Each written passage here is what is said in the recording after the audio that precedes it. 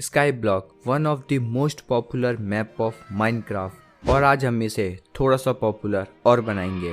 Sky block Minecraft का एक ऐसा मैप है, यहाँ पर आपको काफी सारे छोटे छोटे आइलैंड्स देखने को मिलते हैं। कुछ बड़े भी होते हैं और कुछ तो कुछ ज़्यादा ही बड़े होते हैं, लेकिन हमारे आइलैंड पर सिर्फ आपको एक चेस्ट और एक पेड़ मिलेगा और थोड़ी बहुत घासें मिलेंगी, जिनकी हेल्प से हमें यहाँ पे सरवाइव करना है, जो कि पता नहीं मैं कैसे कर पाऊंगा। तो स्टार्ट करते हैं अपनी एक स्काई ब्लॉक की नई जर्नी को।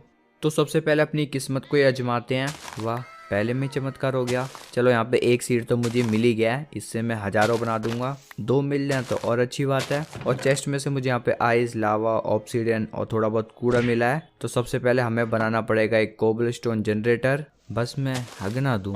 और डर्ट जमा कर लेते हैं और इसको रख देते हैं चेस्ट में। इस वर्ल्ड में सबसे ज़्यादा ज़रूरी तो हमारी डर्ट ही है। और यहाँ पे लगाते हैं आइस और यहाँ पे रखा लावा और ये बन गया अपना पानी। और हाँ, फाइनली चलो हमारा कोबलस्टोन जनरेटर तो बन गया है। और अच्छा हुआ मैंने हगा नहीं यहाँ पे, वरना रीस्टार्ट करना पड़ जाता। और अब यहाँ से थोड़ी सी लकड़ियाँ जमा करते हैं। अपनी किस्मत इतनी अच्छी कभी हो ही नहीं सकती है, एक ही सैपलिंग मिली है बस। चलो इसको यहाँ पे लगा देते हैं। और आज तो मैं भी न्यूटन बन गया। मैं भी निकाल दूँ 4th लॉ ऑफ मोशन। भाई साहब कुछ ज्यादा नहीं हो गया ये? मतलब कुछ भी। खैर छोड़ो, अपने काम पे फोकस करते हैं। ये बन गई क्राफ्टिंग टेबल और ये बन गई हमारी पिकेक्स। और जल्दी से अपने कोबलस्टोन फार्म से काफ़ी सारा कोबलस्टोन जमा करते हैं और यहाँ से बना लेते हैं स्लैब। अपने आइलैंड को थोड़ा सा एक्सटेंड हमें करना पड़ेगा, वरना पीछे से कोई फूंक मार देगा तो मैं मुंह के बल सीधा नीचे ही गिरूंगा। और लावा को भी ढक ही देते हैं, लावा से मजे नहीं लेते।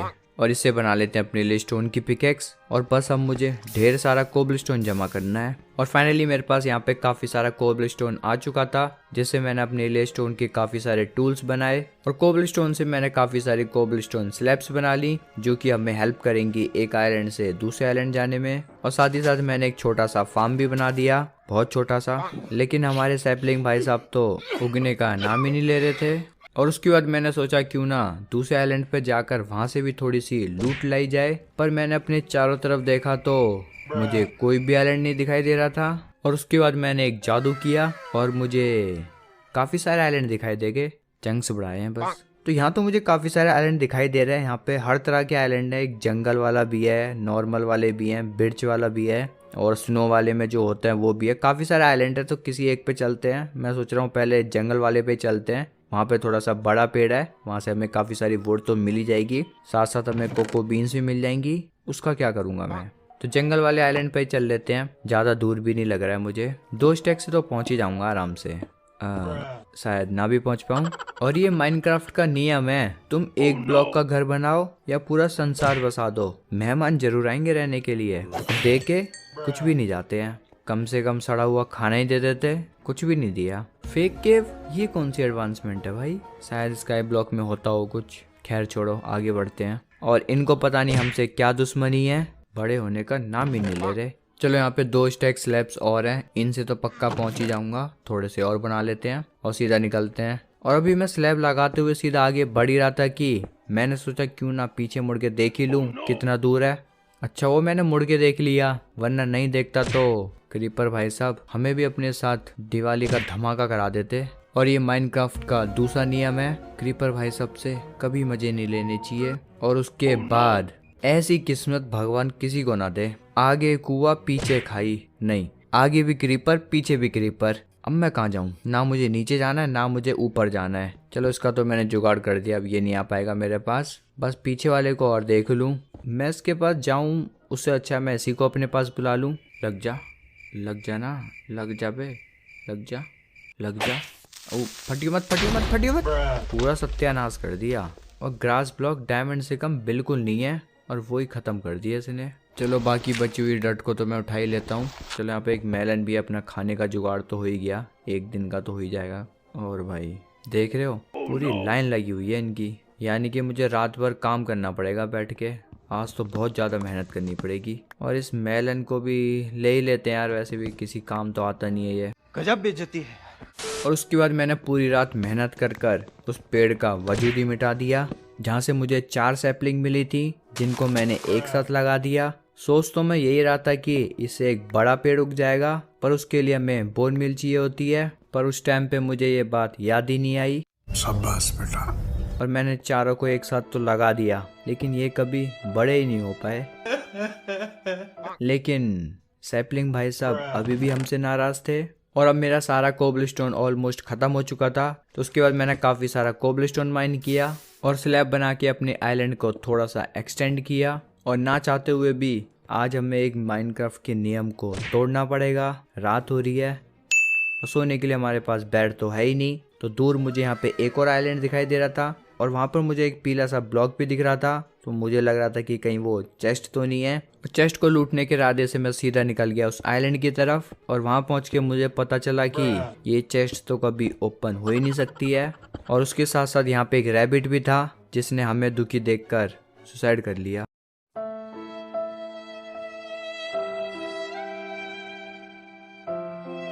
और हमारे प्यारे रैबिट की याद में मैंने उस आइलैंड पर कोई तोड़फोड़ नहीं मचाई और अपना निरा चेहरा लेकर सीधा वापस अपने घर आ गया।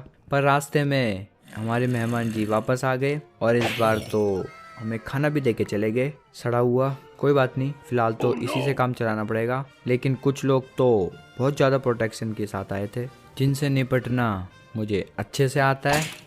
मुझे गिराने आए थे, खुद चले गए। और सबसे पहले मैंने इनका रास्ता ही तोड़ा।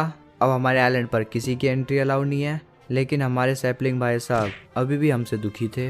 और उसके बाद मैंने अपने आइलैंड को थोड़ा सा एक्सटेंड और किया और अपने आइलैंड पर काम करते करते यहाँ पे सुबह भी हो गई और मुझे वहाँ पे कुछ स्पाइडर भी दिख ही रही थी। तो मैंने सोचा क्यों ना इनको मार के स्ट्रिंग जमा कर ली जाए जिससे मैं अपने लिए बेड बना सकूँ। लेकिन ऐसे चमत्कार तो माइनक्राफ्ट में होते रहते हैं। और इस वाली स्पाइडर को मार के फाइनली मुझे यहाँ पे एक स्ट्रिंग मिल चुकी थी। बस 11 और चाहिए जो कि पता नहीं कब तक मिलेंगी। खैर छोड़ो, आगे बढ़ते हैं। और वीडियो में आगे बढ़ने से पहले मैं आपको बताता हूँ, करो हाथ जोड़ के। तो जाओ जाके फॉलो करो, लिंक डिस्क्रिप्शन में एकदम टॉप पे दे रखा है। ओके। और अब मुझे लग रहा था कि सैपलिंग भाई साहब को अपना ये घर पसंद नहीं आया, इसलिए मैंने उनके लिए नया घर बना दिया। और अब मैं सोच रहा हूँ कि सैपलिंग भाई साहब के लिए उनके कुछ दोस्तों को भी लाया जाए। वहाँ पे स्पूर्स के और ब्रिज का भी मुझे आइलैंड दिख ही रहा है, तो लेके आते हैं उनको भी। लेकिन मैं जंगल वालों को तो अभी भी भूला हुआ था। चलो यहाँ से स्पूर्स के काफ़ी सारी वुड भी जमा कर ही लेते हैं। 4-5 लॉग यहाँ से भी मिल ही जाएंगे। और पंपकिन को मैं सोच रहा हूँ कि ना ही उठाऊं। अगर मेरे पास शेयर होता तो मैं इसके सीड्स निकाल लेता। आयरन तो यार यहाँ पे मिलता ही नहीं है। खैर छोड़ो, बाद में उठा लेंगे इसको। बस सैपलिंग मिल जाए यहाँ से एक आध। एक तो चलो मिल चुकी है। यार मुझे हमेशा एक ही सैपलिंग क्यों मिलती है एक पेड़ से? नहीं, इस बार 2 मिल गई। चलो सामने ब्रिज का भी पेड़ है, वहाँ पे थोड़ी बहुत ग्रास भी है, थोड़ी बहुत सीड्स वहाँ से भी मिल जाएंगे। तो ये बन गई अपनी क्राफ्टिंग टेबल। तो यहाँ से बना लेते हैं कोबलस्टोन स्लैब और अपने रैबिट की याद में एक पेड़ यहाँ भी लगा देते हैं। और मेरे पास तो काफ़ी सारे स्लैब हैं ही, इनसे तो आसानी से मैं पहुँच ही जाऊँगा। और डिस्को वाली जगह पे चलें? वैसे भी वहाँ से मुझे क्या ही मिलेगा, आयरन तो वहाँ पे मिलेगा नहीं। छोड़ो चलो रहने देते हैं, बाद में कभी आएंगे वहाँ पे। आगे चलते हैं। लो सारे स्लैब्स भी ख़त्म हो गए और अभी भी मैं उस आइलैंड से काफ़ी ज़्यादा दूर हूँ। और ये अच्छी बात है कि मेरे पास 17 कोबलस्टोन भी हैं और एक क्राफ्टिंग टेबल और बनानी पड़ेगी। बस ये 36 स्लैब हैं, आखिरी उम्मीद, पहुँचा दे बस मुझे वहाँ तक ये। और ओ भाई चलो ये अच्छी बात है, मैं 2-3 ब्लॉक ही दूर हूँ। प्लैंक्स का यूज़ कर लेते हैं। चलो फाइनली मैं यहाँ तक तो आ गया। और इस वाले आइलैंड पर हमारी किस्मत और भी ज़्यादा ख़राब थी। यहाँ से मुझे सिर्फ एक ही सीड मिला और उसके बाद मैंने पेड़ को तोड़ के अपनी जेब में भर लिया। और यहाँ से भी मुझे सिर्फ एक ही सैपलिंग मिली। और उसके बाद मैंने काफ़ी सारे डायमंड ब्लॉक जमा किए। आज डट भी डायमंड से कम नहीं है। और उसके बाद मैंने देखा कि एक सेकंड, पेड़ था ऊपर और ये मधुमक्खी नीचे क्या कर रही हैं। खैर छोड़ो, इनका तो चलता रहता है। हम तो अपने घर चलते हैं सीधा। और सामने एक डेजर्ट आइलैंड भी है और वहाँ पे भी कोई चेस्ट मुझे दिखाई नहीं दे रही, बस कैक्टस ही लगा हुआ है जो कि अपने किसी काम का नहीं है। तो छोड़ो उसे, वहाँ भी बाद में जाएंगे। चलो मैंने सैपलिंग के 2 दोस्तों को भी यहाँ पे लगा दिया है और यहाँ पे रात होगी। हाँ ये अच्छा आइडिया है, मैं स्केलेटन्स को यहाँ पे लेके आता हूँ, उनको मारेंगे और बोन मिल जाएगा तो बोन मिल बना लेंगे। ये एकदम मस्त आइडिया है। पर इनको घर लाना थोड़ा भारी नहीं पड़ेगा? कोई नहीं, सब चलेगा। बोन के लिए इतना तो कर ही सकते हैं। बोन चाहिए तो थोड़ी बहुत मार पिटाई तो करनी पड़ेगी। और ये बार बार पीछे भाग रहा है, मैं इसको मारूंगा तो ये पीछे गिर जाएगा, बोन मिलेगी भी नहीं। और देख रहे हो भाई, फुल पार्कोर कर रहा है हमारा स्केलेटन, प्रो लेवल स्केलेटन है भाई ये तो। वो मेरी स्वाड उठा ली इसने। मेरी स्वाड़। चलो फाइनली मैंने इसको तो निपटा दिया। यहाँ से चलो 2 बोन तो मिल ही गई, इससे बना लेते हैं बोन मील और अपनी थोड़ी सी फसल पका लेते हैं। और हमारे सैपलिंग भाई साहब तो खुद से कभी उगेंगे ही नहीं, मैं ही बड़ा कर देता हूँ इन्हें। चलो यहाँ पे एक और स्केलेटन स्पॉन हुआ है, इसको भी मैं बुला के लाता हूँ, इससे भी बोन मिल जाए तो अच्छी बात है। हाँ तू अभी मार ले, बाद में तेरे से भी बदला लूंगा। पार्कोर करके आइयो, एकदम सीधा सीधा आना है। वाह, इनको सीधा रास्ता नहीं दिखाई दे रहा, इनको टेढ़ा होके आना है, रास्ता नहीं है फिर भी। क्या है यार, इनको अकल नहीं है मैं बिल्कुल भी। और इनको तो मैं बुला ही नहीं सकता। बस यार तू नीचे मत गिर जियो, इतनी प्यार से तेरे को बुला के ला रहा हूँ, आराम से मेरे पीछे पीछे आ जा, बस मार दे बस। इतनी भी जल्दी नहीं आना था, दोबारा बुला के लाना पड़ेगा। दिक्कत नहीं है यार, आराम से आ, बस गिरियो मत, गिरने से मना किया यार मैंने, आराम से यार। देखा भाई, ये है एकदम प्रो लेवल स्केलेटन, आराम से आ गया। पीछे कहाँ है यार, आगे आना यार, आराम से मार, आराम, आ गया।